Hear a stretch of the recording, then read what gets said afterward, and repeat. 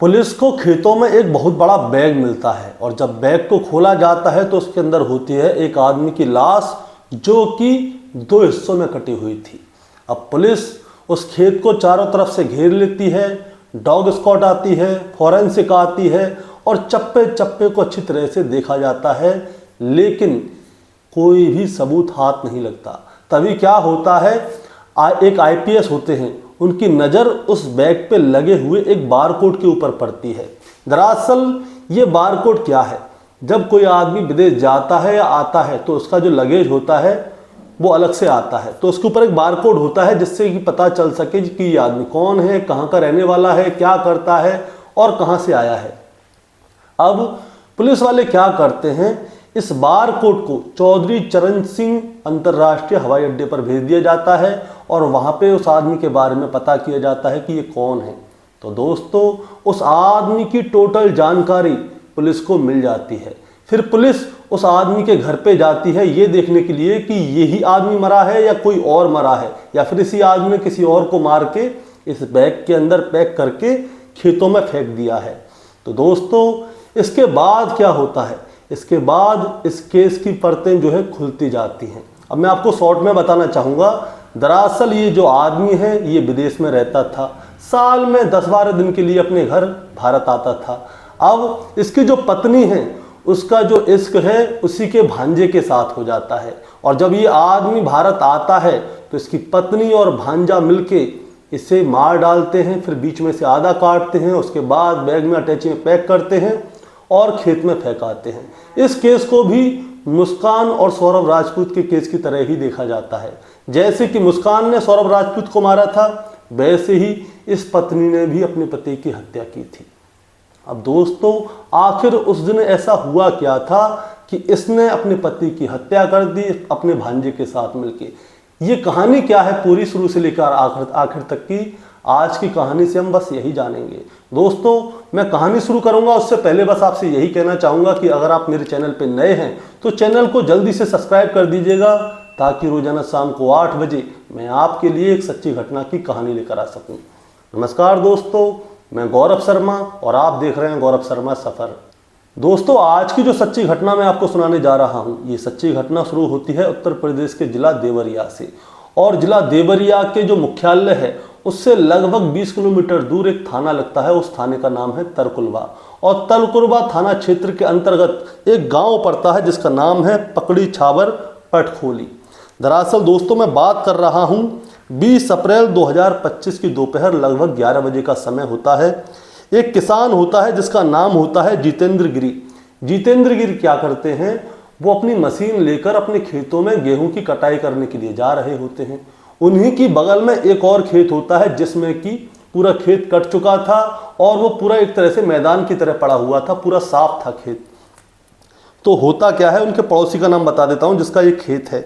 उनके पड़ोसी का नाम होता है मदन जायसवाल, और मदन जायसवाल का जो खेत है वो पूरी तरह से कटा हुआ है, साफ है। और जो जितेंद्र है वो अपने मशीन लेके जा रहे थे खेत कटवाने के लिए। अब वो जाते जाते देखते हैं कि जो मदन है उसके खेत में एक बहुत बड़ा बैग पड़ा हुआ है। अब जितेंद्र उसके पास जाते हैं, बैग के पास, और उसे देखते हैं कि ये बैग क्या है। लेकिन जितेंद्र को कोई आशंका हो गई थी कि जरूर इसमें कुछ ना कुछ गलत है, इसीलिए जितेंद्र क्या करते हैं, उस बैग से हाथ नहीं लगाते, क्योंकि अगर हाथ लगाएंगे तो फंस जाएंगे। इसीलिए वो क्या करते हैं, 112 नंबर पे कॉल कर देते हैं। अब कॉल सीधे कंट्रोल रूम जाती है, और कंट्रोल रूम लखनऊ से सीधी कॉल जाती है तरकुलवा थाने। अब तरकुलवा थाने जैसे ही कॉल जाती है तो दोस्तों पुलिस की सारी टीमें मौका वारदात पर पहुंच जाती हैं। अब मैं आपको बताना चाहूँगा, चाहे एएसपी अरविंद वर्मा हो, चाहे सीओ संजय रेड्डी हो, चाहे एसएचओ हो, चाहे पुलिस की जितनी भी टीमें हैं सारी हों, फॉरेंसिक की टीम, डॉग स्क्वाड, ये सभी क्या है मौके पर पहुंच जाते हैं और उस पूरे खेत की घेराबंदी कर लेते हैं, उसको सील कर देते हैं चारों तरफ से, ताकि सबूतों से कोई भी छेड़खानी ना हो।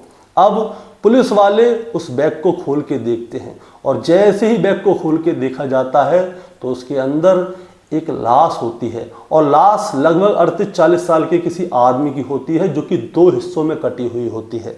अब दोस्तों क्या होता है, अब पुलिस वाले उस खेत को पूरी तरह से अच्छी तरह से देखने लगते हैं। जैसे ही ये खबर गांव में फैलती है कि मदन के खेत में एक अटैची के अंदर एक लाश पाई है, तो गांव का जितनी भी पब्लिक होती है उसका पूरा हुजूम लग जाता है और ये खबर मीडिया तक पहुंच जाती है। लोग उसकी अपने अपने मोबाइल से वीडियो बना रहे होते हैं। अब पुलिस वाले जो हैं पूरे खेत को अच्छी तरह से देखते हैं, तलाशते हैं, लेकिन वहाँ पे पुलिस को कोई भी सबूत नहीं मिलता। लेकिन दोस्तों, इसी के बीच में क्या होता है, वहाँ पे एक आईपीएस होते हैं, उनकी नज़र उस बैग पर पड़ती है और उस बैग के ऊपर एक बारकोड होता है और बारकोड के ऊपर कुछ नंबर लिखे होते हैं। आईपीएस साहब को पता था कि ये बारकोड किस चीज़ का है, क्योंकि दोस्तों ये बारकोड जो है, ये बारकोड अगर आप जहाज़ से कहीं जा रहे हैं और आपके पास एक्स्ट्रा लगेज है तो वो लगेज अलग से आता है, आपके साथ नहीं जाता। इसीलिए उसके ऊपर बारकोड लगा दिया जाता है ताकि उससे पता चल जाए कि ये बैग जो है वो किसका है। उसको स्कैन करेंगे तो पता चल जाएगा।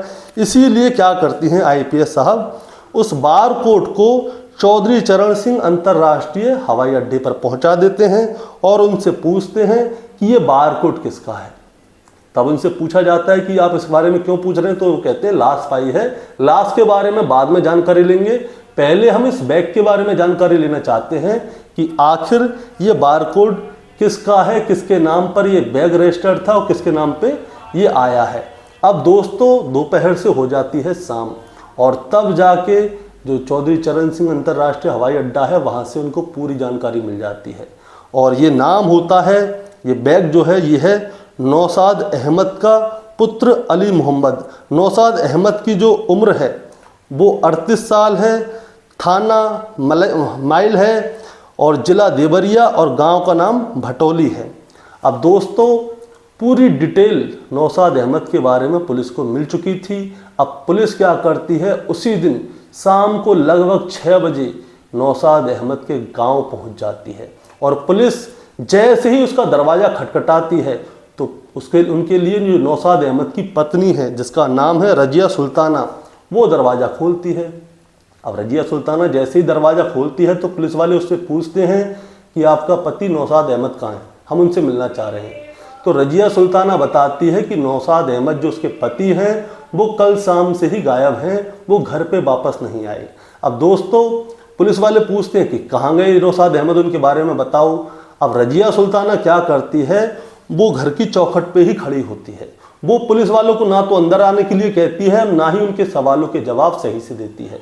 तो पुलिस वाले थोड़े चौंक जाते हैं और जब नौशाद अहमद के बारे में थोड़ी बात करने लगते हैं तो रजिया सुल्ताना जो है नाटक करना शुरू कर देती है, क्योंकि पुलिस वालों ने अब तक रजिया सुल्ताना यानी कि नौशाद की पत्नी को कुछ भी नहीं बताया, तो वो नाटक क्यों कर रही है। पुलिस वालों ने अब तक ये नहीं बताया कि एक बैग मिला है, बैग के अंदर एक लाश है, 2 टुकड़ों में कटी हुई है, वो तुम्हारा पति नौशाद अहमद है, ये कुछ भी नहीं बताया था। लेकिन रजिया सुल्ताना जो है उसकी पत्नी, वो ड्रामा करना शुरू कर देती है।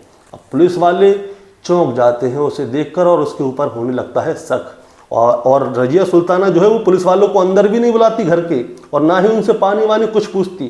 तो जो पुलिस वाले हैं वो कहते हैं कि हमें तुम्हारे घर की तलाशी करनी है, हमें तुम्हारा घर देखने दो कि नौशाद अहमद कहीं यहाँ पे छुपा तो नहीं है। लेकिन रजिया सुल्ताना क्या करती है, उसे रोकने की कोशिश करती है पुलिस वालों को, लेकिन पुलिस वाले रुकते नहीं हैं। पुलिस वाले रजिया सुल्ताना के घर में घुस जाते हैं और जैसे ही रजिया सुल्ताना के घर में घुसते हैं तो पुलिस वालों को वहाँ पे एक और बैग मिलता है जो कि साइज में थोड़ा छोटा होता है और वहाँ पे पुलिस वालों को थोड़े बहुत खून के छींटे भी मिलते हैं, जिससे ये बात पक्की हो जाती है कि रजिया सुल्ताना ने ही नौशाद अहमद की हत्या करके उसे बैग में डाला है और बैग में डाल के इसे खेत में फेंक कर आई है। अब दोस्तों होता क्या है, अब पुलिस वाले जो है रजिया सुल्ताना को हिरासत में ले लेते हैं और उससे पूछताछ करते हैं कि अब बताओ नौशाद अहमद की तुमने हत्या क्यों की और तुम्हारे साथ कौन कौन शामिल था और तुम उसे यहाँ से लेके उस खेत में कैसे फेंक के आई। उसके बाद दोस्तों रजिया सुल्ताना जो है अपनी कहानी शुरू से लेकर आखिर तक सुनाती है। ये बात है 2014 से पहले की बात है। दरअसल जो नौशाद अहमद है वो इसके मामा का लड़का था और रजिया सुल्ताना जो है वो बुआ की बेटी थी और बचपन से ही इन दोनों का एक दूसरे के घर पे आना जाना था।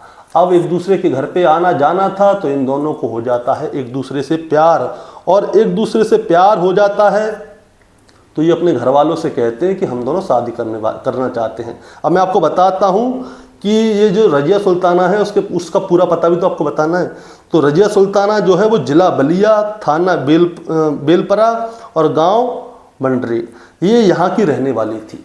अब ये दोनों अपने परिवार वालों से बोलते हैं कि हम दोनों को शादी करनी है, हम दोनों प्यार करते हैं, लेकिन इनके परिवार वाले जो हैं इनकी बात नहीं मानते। वो कहते हैं ये नई नई चीज़ें क्या चालू कर रहे हो, तो मामा बुआ के बेटे हो, तुम दोनों एक दूसरे से शादी कैसे कर सकते हो।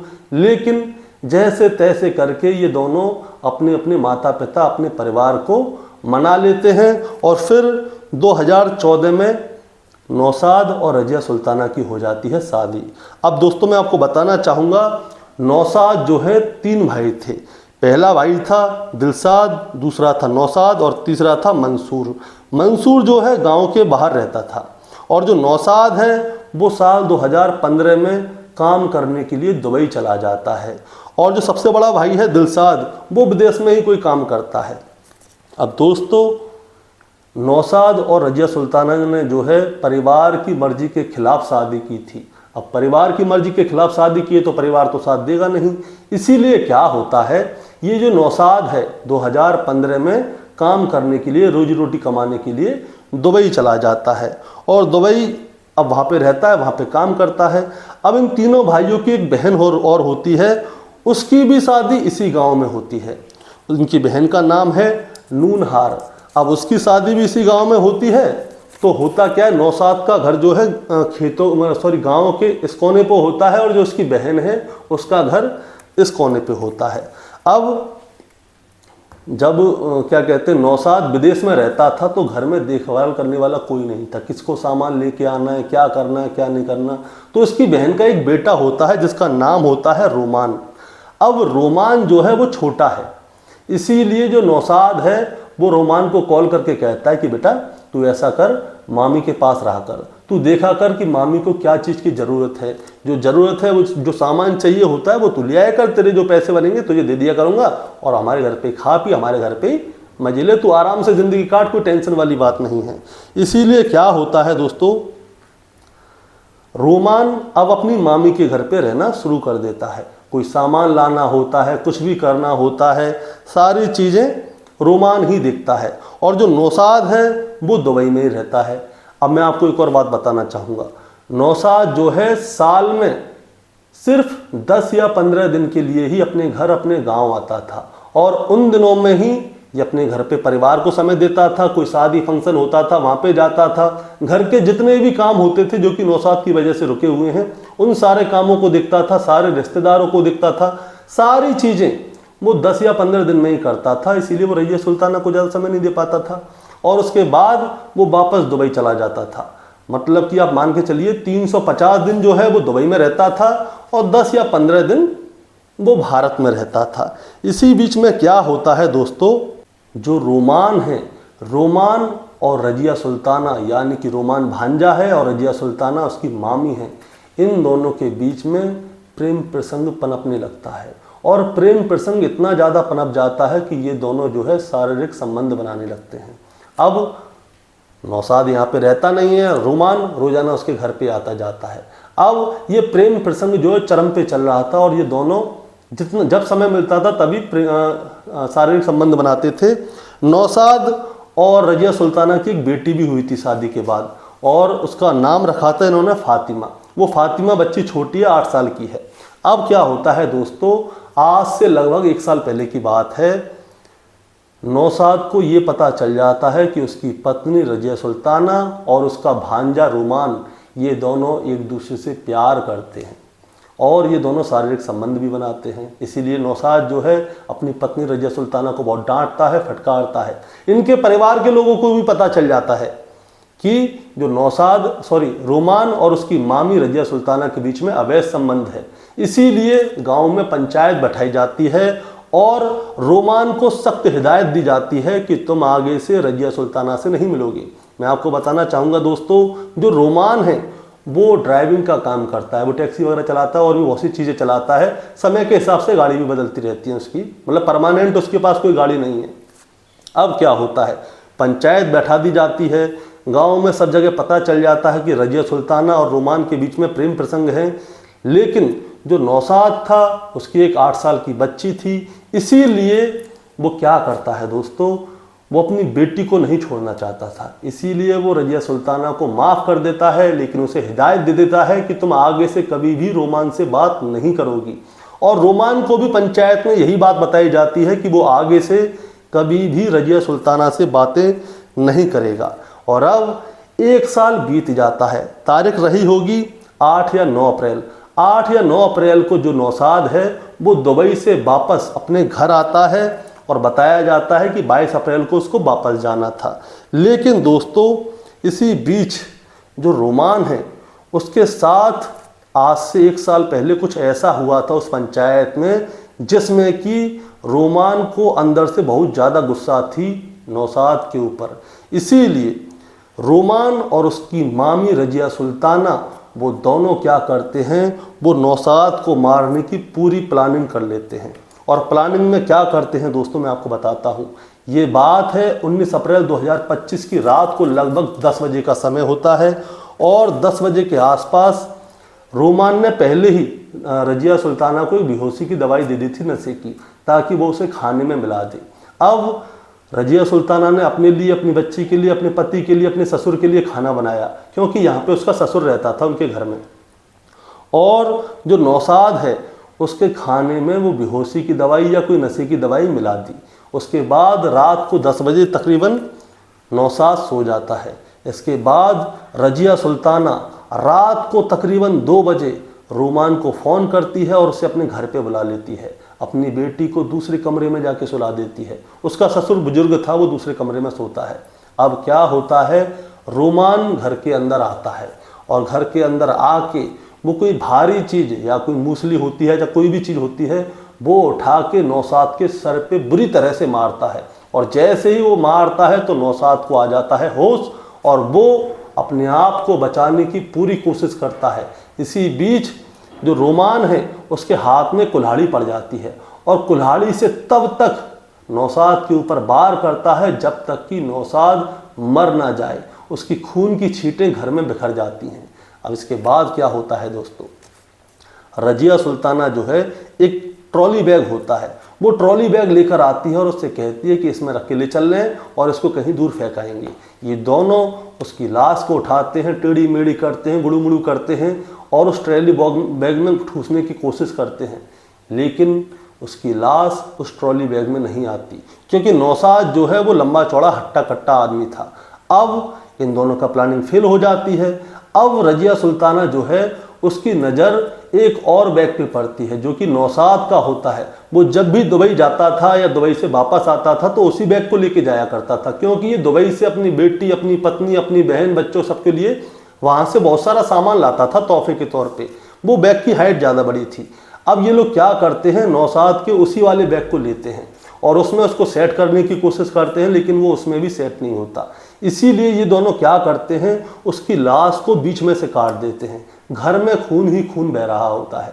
अब ये उसकी लाश को उस बैग के अंदर रखते हैं और जैसे भी टेढ़ी मेढ़ी करके उसे उसके अंदर सेट कर देते हैं।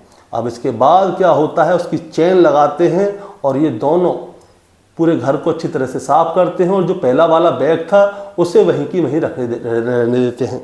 अब दोस्तों मैं आपको बताऊंगा, अब जो पहले वाला बैग था उसमें भी खून लग रहा था और जो उन्होंने खून साफ किया है उसके बावजूद घर के अंदर खून की बहुत सारी छींटें थीं। अब इसके बाद रोमान अपने एक दोस्त को फ़ोन करता है जिसका नाम होता है हिमांशु जायसवाल, जो कि बिसोली माफी गांव का रहने वाला है। अब हिमांशु जायसवाल अपनी कार बोलेरो लेकर आता है इनके घर के सामने और ये दोनों मिलकर उठाकर उस बैग को बोलेरो कार में रख देते हैं और ये देखते हैं कि आसपास में कहीं पे जो भी सुनसान जगह मिले वहाँ पे फेंक देंगे। लेकिन दोस्तों 19 तारीख को जो है बहुत सारी शादियाँ थी। ये जहाँ पे भी जा रहे थे तो वहाँ पे कोई बारात जा रही थी, तो लोग आ रहे थे, जा रहे थे। अब ये दोनों बहुत ज़्यादा परेशान हो जाते हैं। तो ये लोग क्या करते हैं, ये दोनों सोचते हैं कि कहीं दूर फेंक के आते हैं ताकि पुलिस को बैग मिल भी जाए तो किसी को कुछ पता ना चले, क्योंकि इसके पास कोई भी आईडी नहीं थी, ना ही इसके शरीर पे कोई निशान था। और जब ये यहाँ पे नहीं मिलेगा तो इसके घर वाले समझेंगे कि ये दुबई वापस चला गया है। तो हम लोग बच जाएंगे। इसीलिए ये लोग क्या करते हैं, यहाँ से लगभग 55 किलोमीटर दूर थाना तरकुलबा और गांव पकड़ी छापर पटखोली, उसमें खेत होता है जिसमें खेत के मालिक का नाम होता है मदन, वहाँ पे जाके इस बैग को फेंक कर सीधे अपने अपने घर पे वापस आ जाते हैं। लेकिन दोस्तों मैं आपको एक और बात बताना चाहता हूँ, जो हिमांशु और रोमान हैं, इन दोनों को ये पूरा शक था कि पुलिस को ये बैग दूसरे दिन ही मिल जाएगा और बैग मिलने के बाद हो सकता है कि पुलिस इन लोगों के घर पे पहुंच जाए और इन्हें गिरफ्तार कर ले। इसीलिए क्या होता है, ये उसके अगले दिन ही यानी कि हिमांशु और रोमान दोनों घर से हो जाते हैं गायब। और जब पुलिस आती है तो वो सिर्फ उसकी पत्नी को पकड़ती है यानी कि रजिया सुल्ताना को पकड़ती है और उसके बाद में उससे पूछताछ होती है सारी। अब दोस्तों पुलिस जो है हिमांशु और फरमान को जगह जगह पे ढूंढ रही है, जहाँ जहाँ पे उसको ढूंढना चाहिए। रजिया सुल्ताना जेल जा चुकी है और बताया जा रहा है कि जो उसकी बच्ची है, 8 साल की बच्ची है, उसे शायद रजिया सुल्ताना की माँ अपने साथ लेके जा रही है।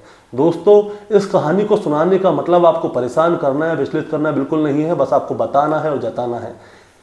हिमांशु, रोमान और रजिया सुल्ताना, इन तीनों ने सोचा कि पुलिस इन्हें पकड़ नहीं पाएगी, लेकिन दोस्तों कानून के हाथ बहुत लंबे होते हैं। आईपीएस साहब की नज़र जो है उस बारकोड पे पड़ गई और बारकोड से ही जो इनका पति देव हैं उनकी पूरी हिस्ट्री शुरू से लेकर आखिर तक निकल गई और उसका पता सब कुछ उस बारकोड ने ही बता दिया।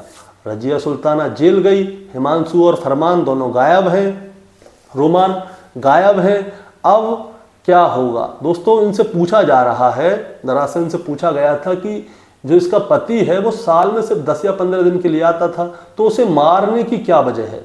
अभी तक शायद रजिया सुल्ताना ने ये वजह बताई है या नहीं, लेकिन जब हिमांशु और रोमान पकड़े जाएंगे तब रोमान ही बताएगा कि आखिर ऐसा क्या हुआ था कि उसने अपने ही मामा की हत्या कर दी। दोस्तों आपका क्या कहना है इस कहानी के बारे में, आप जरा हमें कमेंट में बताएं। चैनल पे नए हैं तो सब्सक्राइब करके जाएं ताकि रोजाना शाम को 8 बजे मैं आपके लिए एक सच्ची घटना की कहानी लेकर आ सकूं। नमस्कार।